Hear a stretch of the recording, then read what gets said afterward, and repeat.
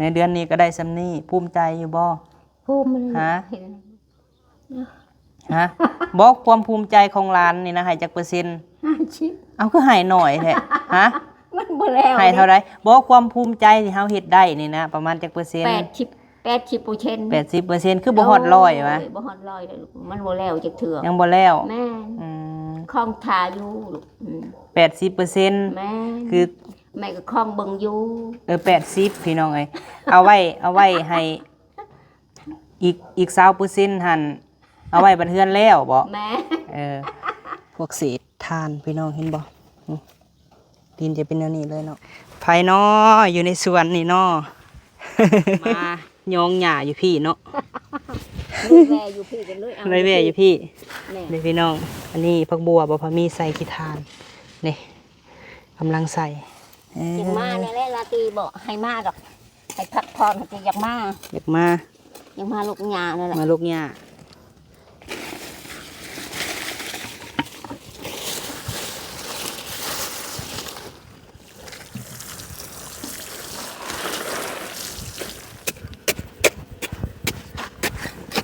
ให้ปาดเอาตะกี้บ่พอมีหันลกเอาบ่จักได้ใช่ไหมเฮาบ่ฮู้ก็บ่ฮู้ได้พี่น้อยจนเพิ่นแนะนำเฮาเลยออร์แกนิกบ่ได้ใส่หยังเนาะใส่แต่ฝุ่นนี่แหละพี่น้อง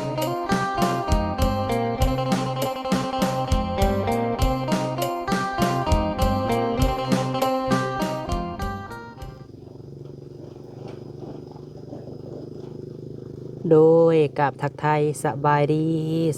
พ่อแม่พี่น้องทุกท่านเด้อพี่น้องไอ้น้องพบพ่อกับเบาพามีเป็นคลิปที่2ของมื้อนี้พี่น้องเอ้ยมื้อนี้เนาะเฮามีข่าวดีเนาะพี่น้องสิมาแจ้งพ่อแม่ FC เนาะที่ฮักแพงของเบาพามีเด้อพี่น้องเอ้ยมื้อนี้มีไผเนาะเข้ามาสวนมื้อนี้เนาะไผหลักเขาสวนเบาพามีพี่น้องเสียหญ้าอยู่ผู้เบิดมาพี่เนาะเฮาสิมาใส่ฝุ่นพักพี่น้องเอ้ยขี้ถ่านเนาะเฮาก็เอามาแต่เตาถ่านพุ่นแหละพี่น้องเอ้ยเพราะว่าพักบ่พอมีเริ่มงามแล้วเนาะนี่ฟักทองกำลังเริ่มงามพี่น้องเอ้ยออร์แกนิกบ่ได้ใส่หยังเนาะใส่แต่ฝุ่นนี่แหละพี่น้องเอ้ยสิเอามาถมค่ะนี่พวกเศษถ่านพี่น้องเห็นบ่ดินจะเป็นแนวนี้เลยเนาะนี่จะมาใส่บวบเฮาแถวนี้แหละหลังจากว่าเฮาเฮ็ดอันนี้แล้วไผน้ออยู่ในสวนนี่เนาะ ป้าโธ่พี่น้องเอ้ยผู้ได้มาสวนนี่บ่ปากบ่ติงลกหญ้างุบๆอยู่มานำลาตีหลักมานำลาตีแม่ลาตีมาส่งมื้อนี้เขามาปล่อยอยู่พี่ได้พี่น้องเอ้ยแล้วตัวนั้นนะโอ้โธ่สบายดีเด้อแม่เด้อสบายดีโดยมื้อนี้มาหาหลานทรายแม่นเป็นจังได้กล้วยอ้อยจะปลูกแล้วหรือบ่หากระปลูกได้ทำคุมมีลูกกล้วยลูกมายองหญ้าอยู่พี่เนาะเลยแว่อยู่พี่กันเลยเลยแว่อยู่พี่นี่พี่น้องอันนี้ผักบัวบ่พอมีใส่ขี้ทานนี่กำลังใส่มื้อนี้เฮาสิเฮ็ดอันนี้แล้วให้แม่ตู่กินเนาะนี่ป้าพี่น้องเอ้ยสะออนในงามคักเนาะแม่เนาะอยู่สวนพี่เด้อพี่น้องเอ้ยนี่กกะปะไว้เนาะใส่เอาไว้เฮ็ดหยังไว้ให้แล้วเอาไว้อันน่ะบ่แล้วมันใหญ่จังกินใบมันบ่ก็หน่อไม้งามแล้วบ่เมื่อยบ่แม่ตู่นี่คือมันแท้แม่ตู่มันอยู่มือเปล่ามันบ่ม่วนลูกอยู่มือเปล่าบ่ได้แม่นมันบ่ม่วนเลยโอ้ยนะบ่หาแนวมัดใส่มือเนาะ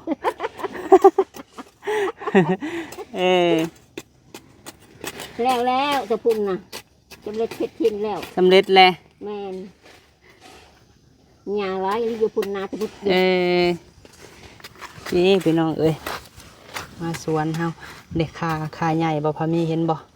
ก็บักใหญ่พี่น้องเอ้ยน่ะเป็นดอกเลยกำลังเริ่มสิงามอันนี้เอามาปลูกพี่น้องเอ้ยจักติดจักบ่เน็บไว้ซื่อๆหั่นแหละเนาะอีหยังก็เพิ่นเอิ้นอันนี้ฮะใบบัวบกผักหนอกพี่น้องเอ้ย ผักนอก ติดอยู่ดอกมันมีงามนะหดเลยคือมันหดตัวติด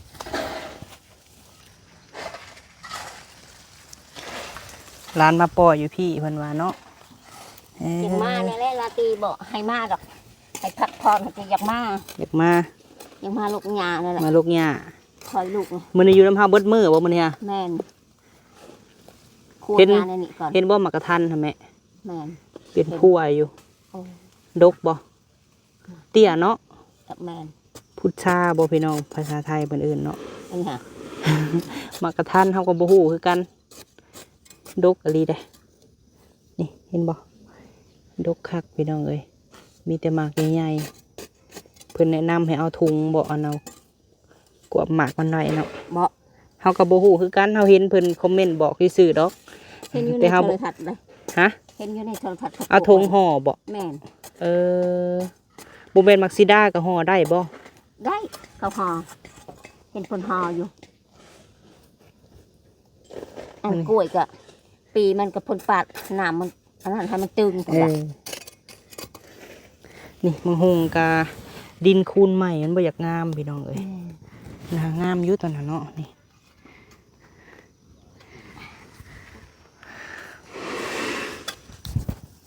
มีตู้นี่โอ้เนาะบุกเป็นบุกมีตู้นี่ แดดแห้งก่อนจะขึ้นแดด เห็นให้ยังขึ้น แมนจะโมงแล้วนี่ นี่มีแต่เบียร์พักนางตู้8-9 โมงนี่แหละ โอ้ แดดต้องมันเนาะ แดดได้มือเลย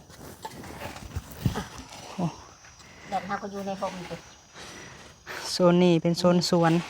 แนวบังอยู่ คานี่ติดแหละพี่น้องเอ้ยคาบ่พอมี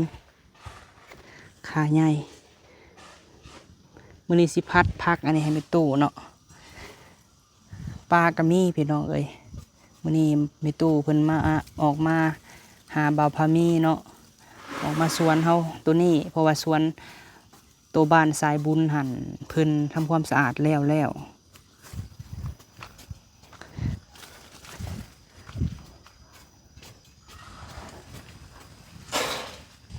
นานพักหากระใสฝุ่นแล้วพี่น้องเอ้ยพักกินกับลาบมาเลยอันนี้ฮะเอาขี้ทานใส่อันนี้ฮะกระพรวนดินไว้ที่เอาขี้ทานมาใส่ถ้าดินเดิมแล้วบ่อยากงามปานใด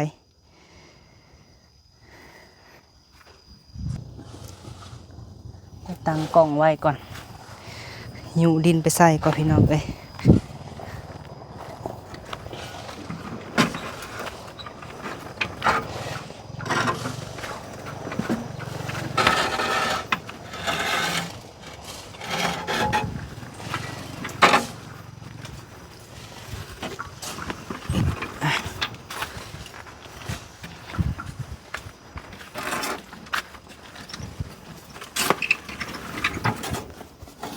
เดี๋ยวเอาอันนี้ใส่ก่อน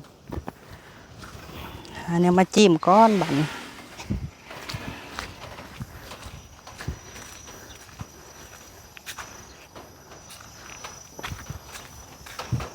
ถิ่มจนเบิดใหม่กะ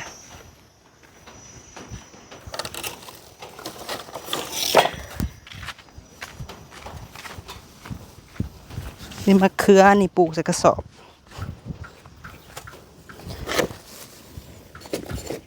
ใส่กระสอบพี่น้องเอ้ย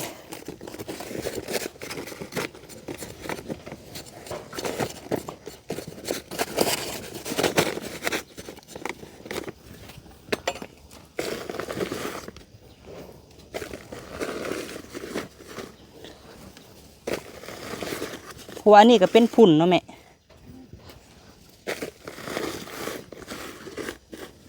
นี่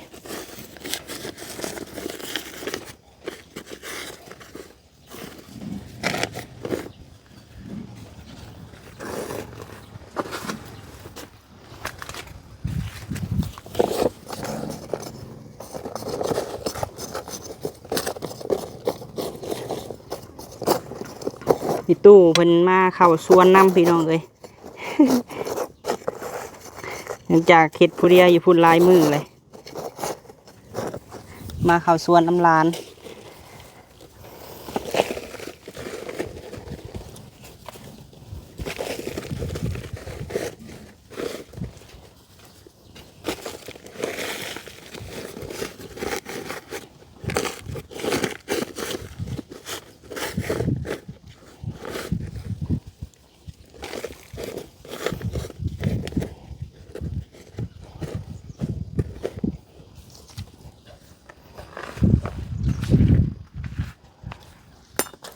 ใส่หมึกอึเอาก่อนให้งาม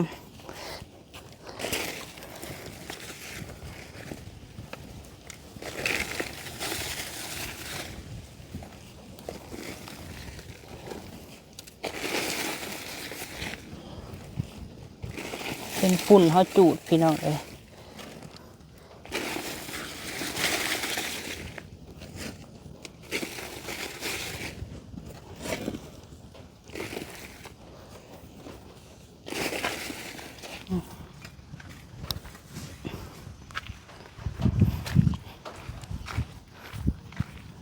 ท่านละห่อนบ่ตักฝุ่นก่อน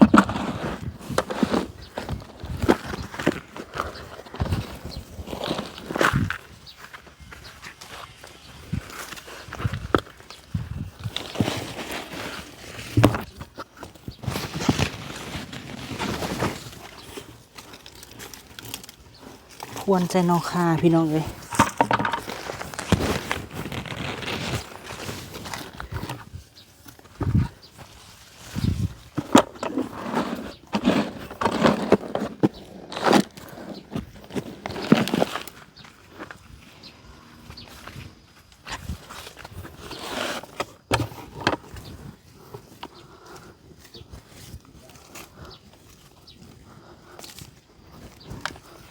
ขาต้องกินฝุ่น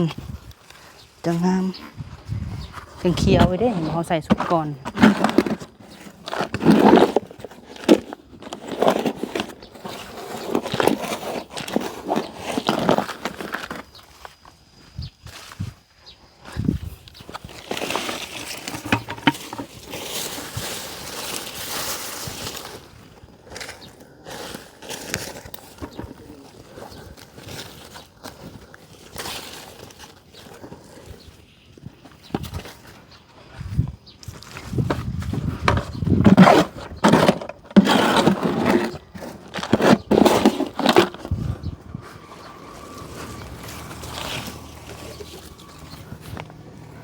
เนื้อนี่ให้เป็นของอันฝุ่นซะเนาะพี่น้องเอานี่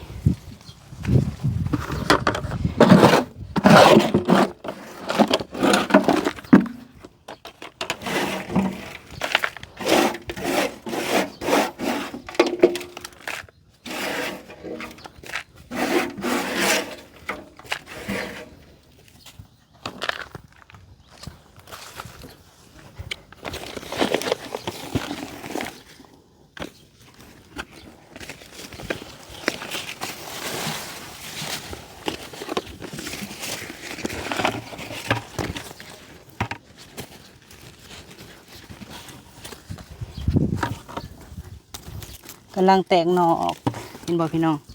ขานี่แตกหน่อออกแล้วบัดนี้งามเลย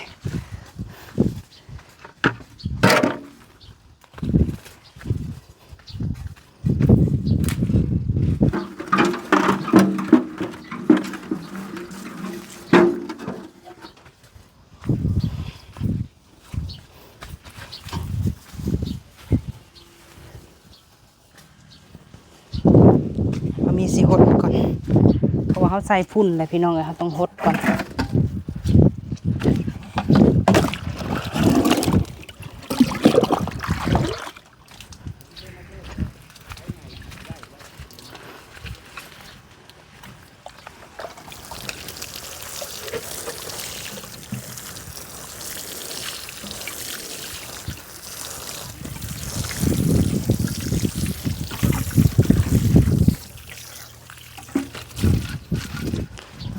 ขี้ทานนี่งามเลยเนาะแม่เนาะ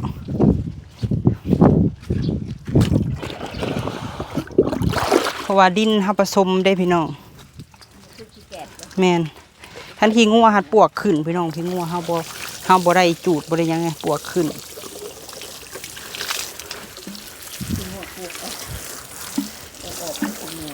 ขี้ทานนี่บ่เป็นยังเนาะแม่กระบงก็ยังใส่อันนี้เลยพี่น้องเลย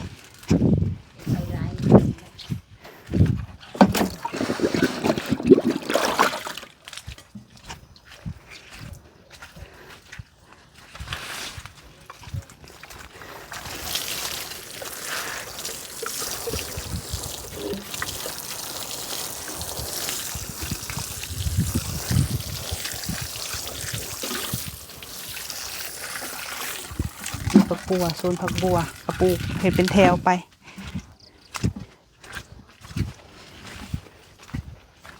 ยังแต่บ่อนไม่เท่าหันแหล้วบ่ทันปลูกหยัง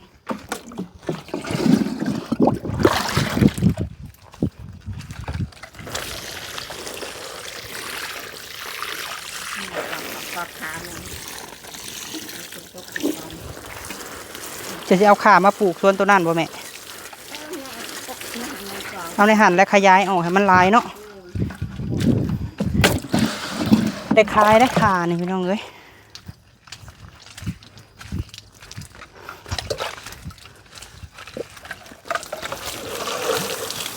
เพิ่นก็สิว่าโอ้บ่พอมีคือปลูกหน่อไม้เนาะแต่ว่าเพิ่นก็ปลูกพี่น้องเอ้ยทางหลังเฮือนเพิ่นก็ปลูกได้เฮาก็ปลูกคือกันแต่เฮารักษาได้เฮาบ่ให้มันไปบ้านเพิ่นนะมีแต่ว่าพยายามตัดข้างน่ะออกหลายๆให้มันมาพี่นะมาทางดินเฮาเองก้อหนึ่งคือของเซาแรมค่ะพี่น้องก้อนน้อยๆนี่ก็ยังพอได้กินตลอดเนาะแม่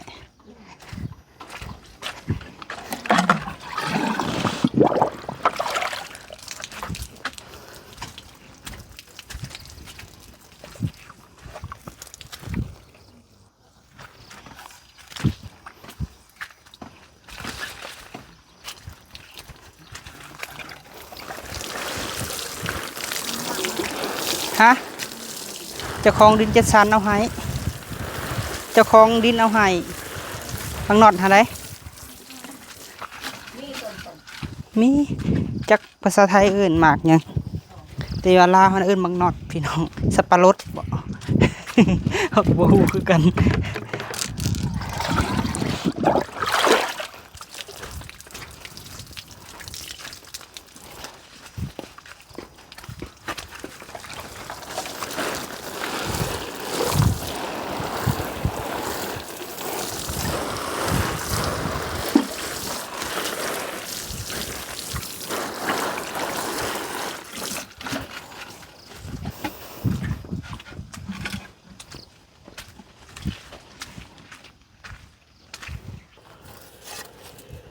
มา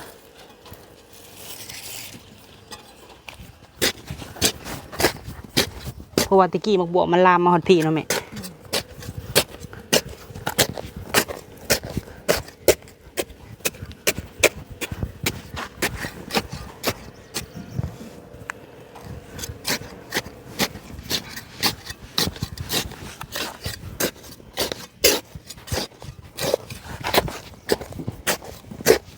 อันนี้หันเป็นนานนั่น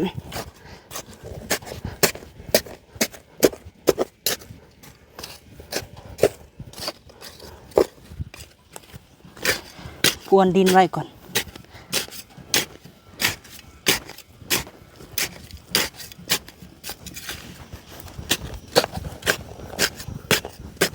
เป็นนานผักขมห้าวไหมเอ้ยนานปลูกผักขมตะกี้เห็นดิบัดนี้เฮายาปลูกผักขมแล้วบัดนี้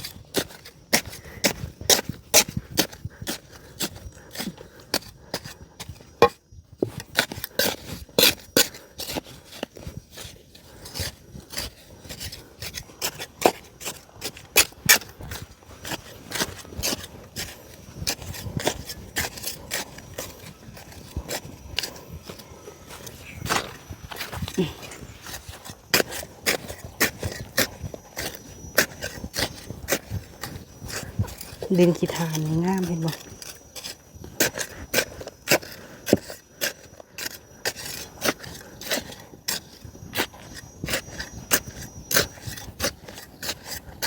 เขาสวนเนาะเฮาไม่เท่ากับลานมันนี่เนาะ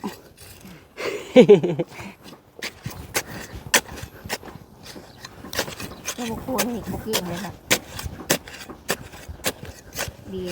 3 มือคือ1 กวงหยามันจะแผ่หยาเด็ก ปะเป็นเดือนเป็นดาว เอาปูนเอาฝุ่นมาใส่พี่น้องเลยผัดปืนอันนี้ก็บ่ปวงบ่ปวงว่ะบ่เปลืองพื้นที่บ่เปลืองฝุ่นเฮาอีกนี่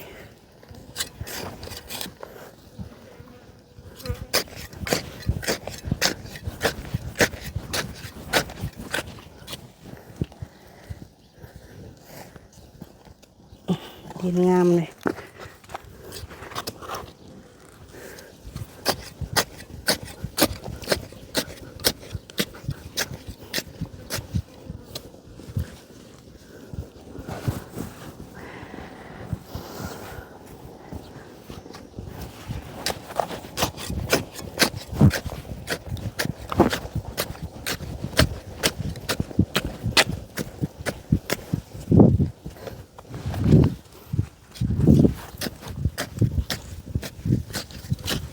คือเฮาเห็ดสวนบริใส่คาดใส่หยังธรรมชาติเลยได้ไหมบ่มีคาดปกติเขาใส่คาดเนาะ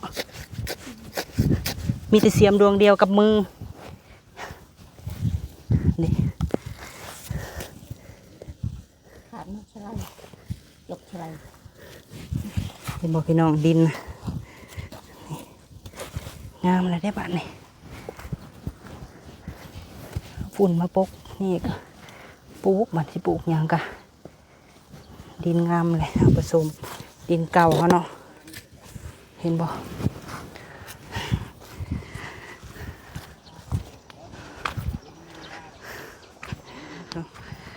ตู้จะให้ว่าพะบงให้กินอย่ามันตัดมือ ถ้าท่านเองนะลูกมันลูกเป็นท่านเอามีดปาดจะได้ยุบ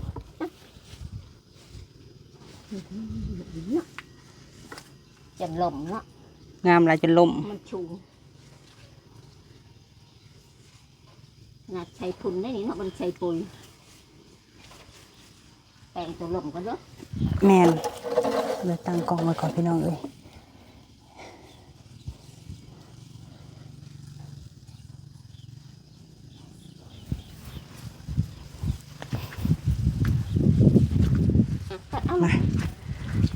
มาพี่น้องมึงไงบง แม่จะกินข้าวอิ่มแล้วแต่เฮือนเลย กินอิ่มแล้ว จะนายจะกิน กินตอนเที่ยงเนาะ แม่ ตัดก่อนเด้อ นั่นกินชิ้นโมงละตีชื่อ เออ ปีกให้แล้วก็ผักแหลกๆแล้วกินมันเข่า เบิ่งในพี่น้อง ต้มปลาคอน้ำแน่ต้มปลาคอตัวนึง งามมาดีเนาะตรงนี้พี่น้อง แม่ปาดเอา นี่ ชุดนึงไว้ในนี้เลย เห็นบอก แม่ขึ้นอีกละ ไปตู้บุญทวีเพิ่นแนะนำเฮาพี่น้องเอ้ยแม่ฮักเพิ่นว่าอันให้ปาดเอาตะกี้บ่พอมีหันลกเอาบ่จักติท่าแม่เฮาบ่ฮู้ก็บ่ฮู้เลยพี่น้องจนเพิ่นแนะนำ แม่ เพิ่นความงาม ขึ้นมาอีก นี่อ่อน กินมันลายแล้วก็ไข่กระปุกคือดองแรมเพิ่นกระปุกแม่เอ้ย เหมาะ ลาตีเพิ่นก็ถ้าบ่เอาอยู่พี่ก็เอาอยู่เฮือนป้าเพิ่นพี่น้องเอ้ย บินแคบอยู่ใน ก็นั่งยิ้มแป้นๆอยู่ เธอเนาะพี่น้องเอ้ยเธอมีตู้นี่ยิ้มมื้อนี้มาเป็นลานทรายมื้อนี้พี่น้องเอ้ยแห่มาพี่แห่มาพี่ป้าโทพี่น้องเอ้ยแม่ตู้บ่าวพามีแม่เมียข้างๆเจ้านี่แม่ คู่ชี คู่สี แม่น โอ้โทพี่น้อง ชียังอยู่คู่กันอยู่ในคุณนะ บ่าวพามีทามแม่ตู้ว่าแม่ยังข้างๆนะคู่สีแล้วว่ะพี่น้องเอ้ยเอาพี่น้องเนาะถือว่าสีแม่เอ้ยเพราะว่าบ่าวพามีกะสีถ่ายคลิปให้ทุกท่านได้เบิ่งแม่ตู้เอ้ยซื้อสีมาแต่ว่านนี่แหละพาแม่ตู้มาเบิ่งสี TOA เนาะโดยทาง1,700,000แม่เอ้ย เหมือนนี้ เบิดนี้5 ล้านปลาย อันเดียวนี่น่าเก็บแฉะ แมนทางน้อยได้แต่เฮาก็บ่ฮู้ว่าสิพ่อคันพ่อกับพ่อยทางในโดย1,700,000รวมเบิด5,566,000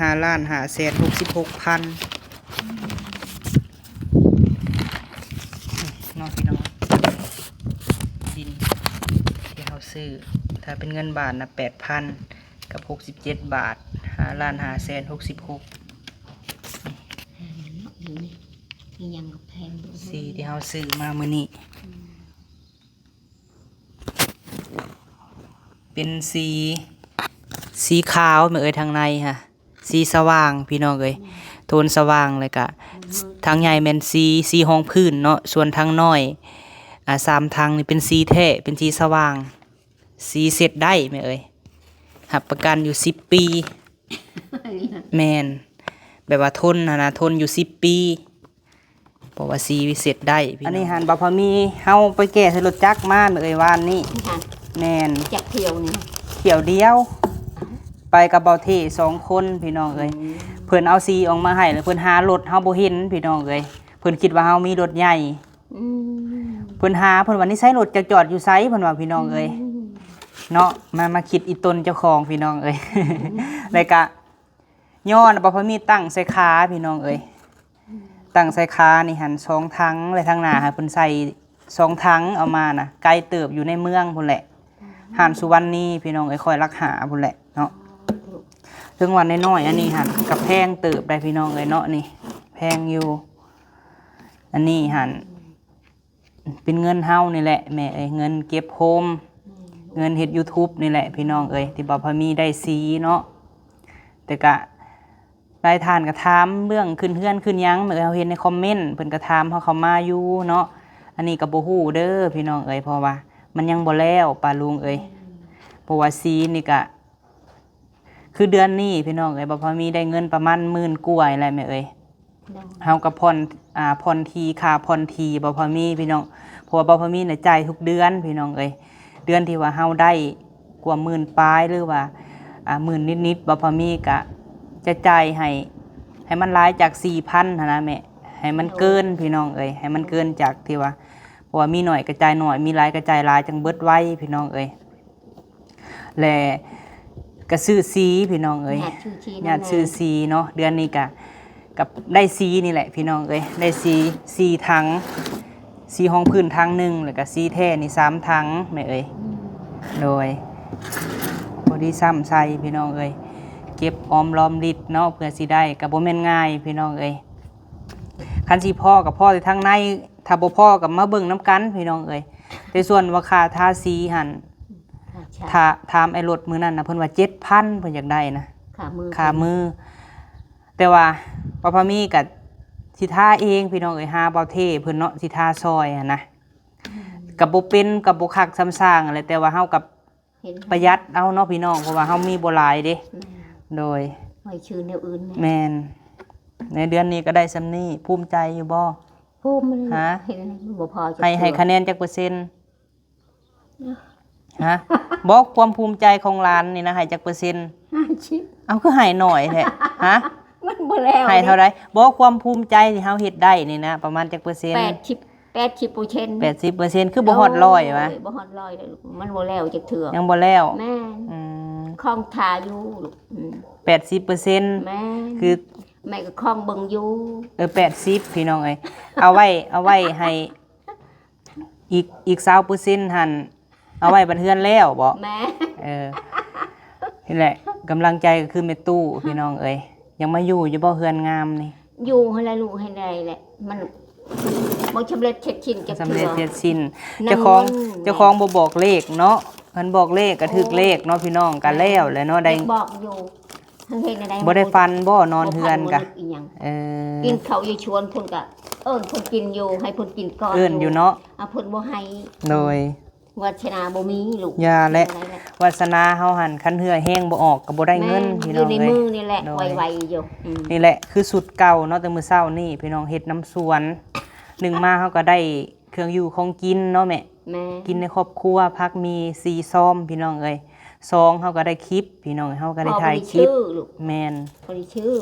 แล้วก็เพิ่นถามมาพี่น้องเอ้ยว่าบ่าวพามีหั่นบ่ได้ไปถ่ายคลิปทางอื่นบ่เนาะก็คือช่วงนี้หั่นบ่าวพามีหั่นบ่ได้ไปพี่น้องเอ้ยตอนนี้ก็เบิ่งเฮือนแม่บิ่งสร้างเพิ่นมาเฮ็ดเวียกแต่มื้อนี้เพิ่นพักเวียกเนาะสร้างก็บ่ได้มามีแต่ว่าให้ไปสร้างสีทาเหล็กให้แม่บิ่งพี่น้องเอ้ยแล้วก็ถ้าว่าแล้วเฮือนแม่บิ่งนี้พี่น้องเอ้ยบ่าวพามีก็เฮ็ดคลิปอยู่เฮือนเฮ็ดกับแม่ตู้นี่แหละเนาะกับเขาน้องสาวน้องเคยพี่น้องเอ้ยเฮ็ดคลิปหาอยู่หากินเพราะว่าเฮ าไปทางอื่นเฮาก็ใช้เงินแม่เอ้ยหลักๆก็คือเงินนั่นแหละพี่น้องเอ้ย1เงินชำมารถลูกแม่นเฮามีรถและก็หมู่พี่น้องเอ้ยสำคัญก็คือผู้ที่ไปนำไปเขตนอกก็ถ่ายคนทุกข์คนยากก็ยังต่ำกับผู้ละแสนเนาะเฮาต้องให้เพิ่นเบื้องต้นอยู่แล้วพี่น้องเอ้ยทุนบ่มีเงินบ่มีแม่นเลยบ่าวพามีก็เลือกอยู่กับแม่ตู้เนาะอยู่กับครอบครัวเฮาเพราะว่าเพื่อนหลังนี้กับเพื่อนหลังนั้นมันก็ห่างกันประมาณ5 ลักพี่น้องเอ้ยก็บ่6 ลักพุ่นแหละเนาะแต่เฮาเคยไปแล้วมันก็บ่ไกลพี่น้องเอ้ยก็อดทนพยายามเนาะพี่น้องบ่าวพามีก็สิบืนที่สู้อะไรพี่น้องเอ้ยจังไดก็ขอบุญขอบคุณนะแม่เนาะทุกกำลังแห่งใจเด้อพี่น้องเอ้ยที่มอบให้บ่าวพามีเนาะหักแพงที่ลืมบ่ได้ก็ทางแม่ตู้บุญทวีพี่น้องเอ้ยอยู่ทางออสเตรเลียเนาะเพิ่นก็เคยซอยลูกเนาะผ่านมาพี่น้องเอ้ยแล้วก็ให้กำลังใจแล้วก็โทรมาให้กำลังใจตลอดพี่น้องเอ้ยโทรมาแนะนำแต่สิ่งดีๆเนาะในเฮือนในซานก็แล้วก็ขอบบุญขอบคุณพ่อแม่พี่น้องทุกท่านเด้อพี่น้องเอ้ยเนาะที่ให้กำลังใจบ่าวพามีที่คอยแนะนำที่ออกสื่อแล้วก็บ่ได้ออกสื่อเนาะพี่น้องเนาะแล้วก็ขอบบุญขอบคุณให้อยู่ดีมีแฮงเบิดสุขสุขคนเด้อพี่น้องเอ้ยสุขภาพแข็งแรงเป็นห่มโพห่มไส้ให้ลูกให้หลานบ่าวพามีอ่านทุกคอมเมนต์เนาะเป็นตู้หันเป็นหนังสืออยู่แต่เบิ่งคอมเมนต์บ่เป็นแม่เนาะอ่านน่ะได้อยู่เนาะคันโตใหญ่เนาะได้อยู่เอาเป็นจับโทรศัพท์ถ้าว่าเห็นสมมุติว่าเห็นในหน้านี่อ่านได้บ่เป็นโตใหญ่แบบโตใหญ่ได้อยู่บ่าวพามีค่ะบ่ได้เข้าโรงเรียนพี่น้องเอ้ยบ่เคยเข้าโรงเรียนนะนี่เป็นตู้อะไรเป็นในครูให้เนาะแต่ว่าอ่านได้พี่น้องเอ้ยถ้าว่าอ่านได้เขียนได้บ่ได้เนาะละตีก็อ่านได้เขียนได้เนาะแต่ว่ามันก็บ่ได้เข้าโรงเรียนเฮาบ่มีการคิดสอนโดยและพี่น้องเอ้ยถ้าว่าพ่อแม่พี่น้องฮักแพงบ่าวพามีบ่มีเงินบ่มีหยังสนับสนุนก็คือให้เบิ่งคลิปเนาะแม่เนาะเบิ่งคลิปให้แล้วก็เบิ่งโฆษณาพี่น้องเอ้ยเดือนนี้เอาสำนี้ก่อนแม่ตู้เอ้ยเห็นมันพ่อพุ่นนั่นทุกมื้อนี้ก็พยายามเห็นไรให้ตัวเองอยู่ดีมีแห้งพี่น้องเอ้ยบ่เจ็บบ่ไข้ได้ให้สู้เนาะเพราะว่ากูมื้อนี่อีหยังก็แพงพี่น้องเอ้ยเครื่องของจากดินบล็อกที่เฮาเคยซื้อก้อนนึง 3,000 2,000ตอนนี้น่ะก้อน5-6,000แล้วพี่น้องเอ้ยขึ้นไปแต่ละมื้อเนาะแล้วก็มีค่าส่งอีหยังต่างๆอีกคือแบบนี้คือสีถ้าว่าเพิ่นมาส่งก็ต้องไล่พี่น้องอันนี้เฮาไปเอาเองใส่รถจักรมาเนาะนี่สีมันก็สิเป็นสีอันนี้แหละนี่เป็นสีสว่างสีขาวนี่รหัสนี่พี่น้องรหัสอยู่ในอันนี้แหละเนาะรหัสสีเป็นของไทยพี่น้องเอ้ยโดยทาทางในไม่เอ้ยทางนอกนี่ยาและเอาไปไว้ก่อนคันบ่พอกับประมาณอีกจัก4 ถังพี่น้องเอ้ยประมาณ4 ถังรวมเบิดนี่หั่นเคาะขอดใส่ได้พี่น้องเอ้ยเนาะโดยเคาะขอดใส่อีหลีนี่5,566,000พี่น้องเอ้ยที่เฮาจ่ายบ้านนี้เอาถือว่า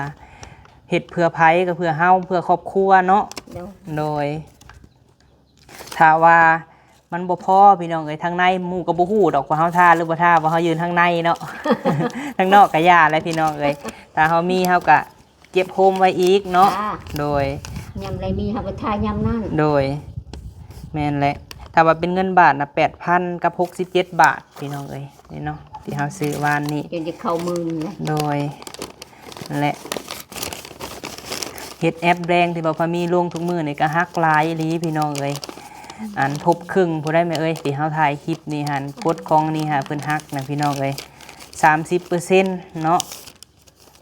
คลิปละดอน2 ดอนพี่น้องเอ้ยลงไป 3-4 ดอนโฮมใส่กันแม่เอ้ยโฮมพี่น้องเอ้ยบืนเดือนละ100 200นี่ก็บ่แม่นง่ายพี่น้องเอ้ยกว่าจะได้100 200นี่ก็ได้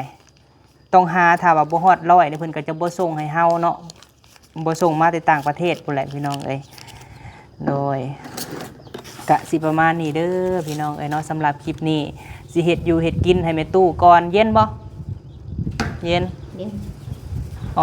อกมาสู่บรรยากาศทางนอกเนาะไปชวนตัวนั้นทางบ่มีหน่อกล้วยเลยแวะมาพี่ไม่เช่านี่นะมาพี่เบิดมื้อเลยบ่แม่นมาเชียร์หญ้าทางนี้อีกมาเชียร์หญ้าทางพี่อีก หญ้าก็บ่มีหลาย บ่มีแล้วมีแต่อันนี้แหละมีแต่ลกพักเฮานี่แหละออกเนาะ บ่มีแล้วหญ้าเบิดเลย อยู่พุ่นก็แล้ว เทพื้นเบิดแล้วพี่น้องเอ้ยเฮ็ดก็แกกๆไปหั่นแหละเนาะกะเมตู้นี่แหละเฮ็ดกินก็ได้สวยแหละเนาะ เฮ็ดกินก็เฮ็ด กินให้เมตู้กินก่อนพี่น้องเอ้ยเดี๋ยวสิเฮ็ดให้เฮ็ดอยู่เฮ็ดกินก่อนเด้อพี่น้องเด้อเนาะไปสำหรับคลิปนี้ไปแล้วพี่น้องเอ้ยสบายดีเด้อแม่เด้อสบายดีพี่น้อง